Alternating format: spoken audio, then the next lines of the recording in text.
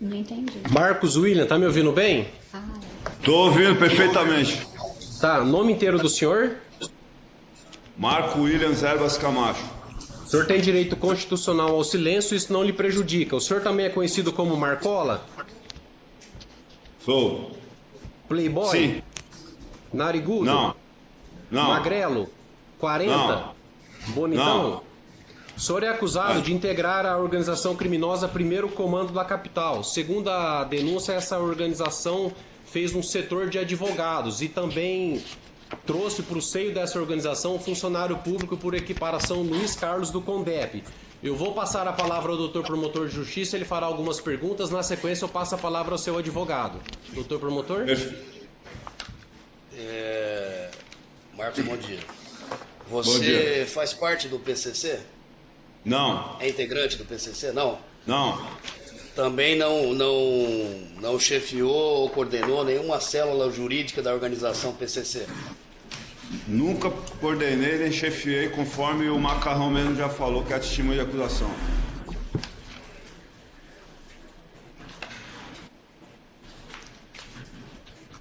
Com relação ao CI, conhece?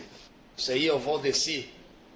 Conheço de estar preso no mesmo local que ele. Ele recebeu alguma Não. determinação que o senhor soube dentro do presídio para montar uma célula jurídica fora quando saísse? Eu nunca fui próximo a ele, não tenho intimidade nenhuma com ele, eu não sei o que ele recebeu, não. Ok. Com relação às advogadas Simone de Araújo Alonso e a Juliana Alonso, o senhor conhece? Eu conheço a doutora Simone. Qual o relacionamento que o senhor tem com ela? O senhor contratou ela para alguma coisa? Contratei ela, acho que por 2 vezes, para que arrumasse um médico para mim aqui na região, porque eu tinha fraturado o meu braço lá em Venceslau jogando bola. Eu estava 5 dias sem atendimento médico e o Estado não estava fornecendo atendimento, eu com o braço fraturado, e eu precisava de tratar esse ferimento. Aí me indicaram ela e eu contratei, paguei ela e ela trabalhou para mim para contratar um médico. Ok. Sem mais perguntas, Celeste. Doutor? Sim. Bom dia, Marco. Bom dia, doutor. Você não esclareceu muito bem essa questão do CI. Quando o senhor esteve com ele ou quando o senhor está com ele? Ele está preso hoje? Eu estou senhor? com ele. Como é que é? A Está gente com ele. mora na mesma galeria. Antes disso, Nós o senhor moramos- teve contato? Então, em Presidente Venceslau, por um tempo, a gente conviveu num pavilhão há creio que uns 8 anos atrás, conviveu uns 2 meses no mesmo pavilhão. 8 anos, ok. São quando o senhor- são 100 presos, são 100 presos em cada pavilhão. Ok. Eu não tinha contato naquela época com ele. Então, a gente convivia no mesmo espaço físico, mas nunca tive nenhum tipo de intimidade com ele, não. Ok. Quem pagou as despesas Quem médicas? pagou as minhas despesas foi a Isso. minha família. Foi a minha família, Ok. minha esposa. Ok. O senhor alguma vez tentou sair de Presidente Venceslau através de algum requerimento da sua família, requerimento seu? O senhor foi colocado lá porque o senhor pediu? Não, aí eu teria que explicar por que eu sou o Marcola, entendeu? Se o senhor quiser, eu explico. Eu acho que o processo precisa que o senhor explica. Pois não. Em 2002, eu estava no sistema penitenciário, preso há 3 anos, quando existia essa facção criminosa do PCC e os líderes dela.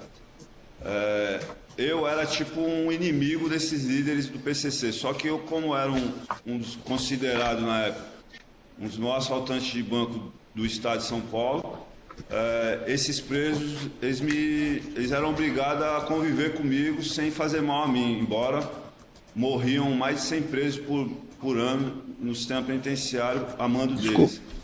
Eu vou repetir aqui uma pergunta do promotor e do juiz da outra vez. O senhor não tem medo de ir em outra cadeia, de repente cumprir sua pena lá? Eu não, pelo contrário, é nisso que onde eu ia chegar.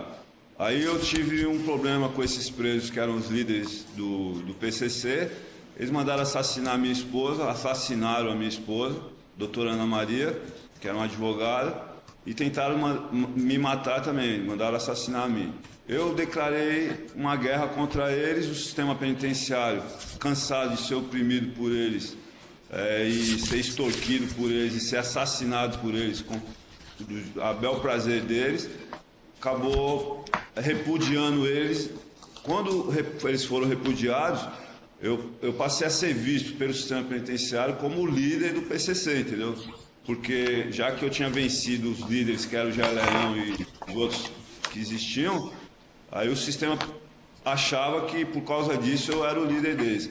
Nessa época, eu tinha contato com o Dr. Brat, do GAECO, e o Dr. Márcio Cristino, se eu não me engano, do GAECO também, Dr. Rui, que era chefe, que era delegado titular da delegacia que investiga o crime organizado e arroba banco, e eu expliquei para eles o que estava acontecendo, que o sistema estava me vendo como líder do PCC e minha pena era pouca, e eu precisava do apoio do Dr. Brat, Dr. Cristino e Dr. Rui para que eu fosse transferido para uma unidade onde não tivesse PCC, para que eu pudesse cumprir minha pena, que era 20 e poucos anos só, e que se eu continuasse na cadeia do PCC, com aquele estigma de líder que eu já tinha sido criado, eu ia me prejudicar muito. Aí o Dr. Brat e o Dr. Cristino falaram que iam ver, e nunca me transferiram para lugar nenhum, e eu acabei ficando na cadeia do PCC até hoje, entendeu? Mas eu pedi sim para o Dr. Brat, para o Dr. Cristino e para o Dr. Rui Fontes, que hoje é diretor do DENARC. Ok. Pelo que eu entendi, o senhor não tem nenhuma preocupação de cumprir pena em outra cadeia que não seja... Não tenho nenhuma preocupação. Inclusive, eu gostaria muito que esse juiz que está presidindo essa audiência me ajudasse a eu ir para essa cadeia de oposição, que eles dizem, para que eu mostrasse como que eu posso ser líder se eu posso estar convivendo numa cadeia dessa. Tá.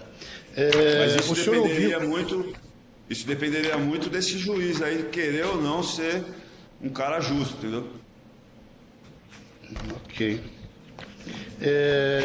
O Orlando Mota, ele faz algumas colocações de que existe um grupo que interage, que faz, e eu dou dois exemplos.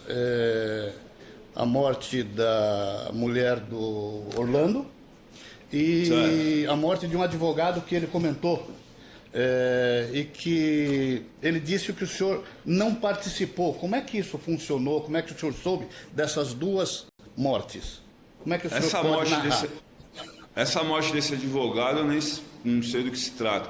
Mas quanto à morte da esposa dele, na verdade eu era amigo dela, da Né, e eu fiquei sabendo na visita, eu só fiquei sabendo quando ela já tinha morrido, e fiquei muito sentido com isso, inclusive. Eu não sei como se deu isso. Tá bom. Eu não faço parte da organização, então eu não participei de nada que pudesse levar a isso, entendeu? Quer dizer, esses dois fatos poderiam ser considerados como que você estivesse afastado desse comando, é isso? É o que eu estou dizendo para o senhor. Quando eu briguei com os caras que eram os líderes do PCC, o sistema me viu como um líder, entendeu? E a partir daí começou a se vincular que tudo eu resolvia, eu passava. Só que na verdade eu não fazia nada disso, eu cuidava da minha vida, eu tenho 3 filhos pequenos para criar, eu tenho que ter responsabilidade com a minha família.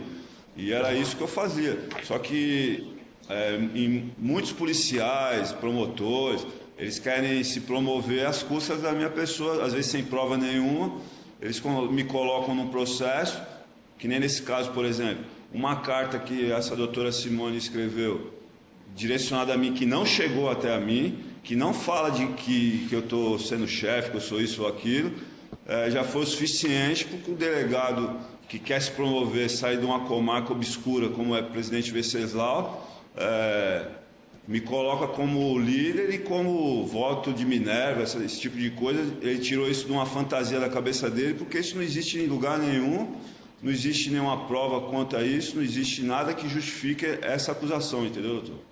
Tá? Como 10, 13, esse número, né? Você tem algum outro processo, alguma coisa que te envolve com esse número? Não, eu não tenho nenhum outro processo. E outra coisa, esse número 10, 13 significa o seguinte: todos os presos de Presidente Venceslau têm um número. Por quê? São 800 presos. E a gente tinha um jeito lá de avisar quando o cara ia ter visita ou não. Aí por exemplo, em vez de ficar gritando o nome do cara, ó, fulano vai ter visita, ciclano vai ter visita, o cara fala, quem vai ter visita amanhã, que está marcado o ônibus da excursão, é o 10-13, é o 10-11, é o 10-15, entendeu? Quando é do primeiro pavilhão. Do segundo pavilhão é o 20-10, 20-30, 20-30, 5, entendeu? Cada pavilhão tem um número. Não é pelo que o senhor sabe, né? Todos não é os uma presos têm um número. Não é uma Não, codificação para. Tá. Não é uma codificação para fugir de algum ato ilegal, mas é uma codificação. Não, senhor, é uma codificação para ajudar ao preso saber que ele vai ter visita ou não. E todos os presos têm um número lá, nesse caso. Okay. Todos, os 800 presos. Me diz uma coisa, senhor Marco. O senhor conhece a denúncia? Conheço a denúncia. Conheço a denúncia e enfatizo o que o Orlando falou, que eu nunca participei da formação de núcleo jurídico nenhum. Isso ele tem total razão. Ok. Desses advogados, quais nos últimos 10 anos o senhor recebeu visita? Simone, 2 vezes, se eu não me engano, e mais ninguém. Por motivo de saúde? De saúde, comprovadamente, tanto é que eu fiz cirurgia, fui atendido. Uma outra vez que falaram que eu queria pôr botox, realmente eu fui atendido porque eu sofri um acidente de carro quando eu estava na rua. Eu fraturei a face, eu tenho dores muito fortes no rosto, e foi um médico lá e falou que se aplicasse uma gota de botox no local onde eu sentia as dores, elas cessariam. Okay. Por isso foi falado isso. Eu vou colocar também uma outra coisa, não são desses 10 advogados, né? Mas quais advogados você recebeu nos últimos 10 anos? Que eu me lembro. Você se lembra? O senhor, que é o meu advogado, que não tem nada a ver com esse processo. Quantas vezes por ano esse advogado te visitou? O senhor? O senhor. Umas 4, 5 vezes. A doutora Camila, que está aí do seu lado, que me visitavam de uns 4, 5 vezes por ano, devido a ter muitos processos e ela e o senhor cuidarem disso.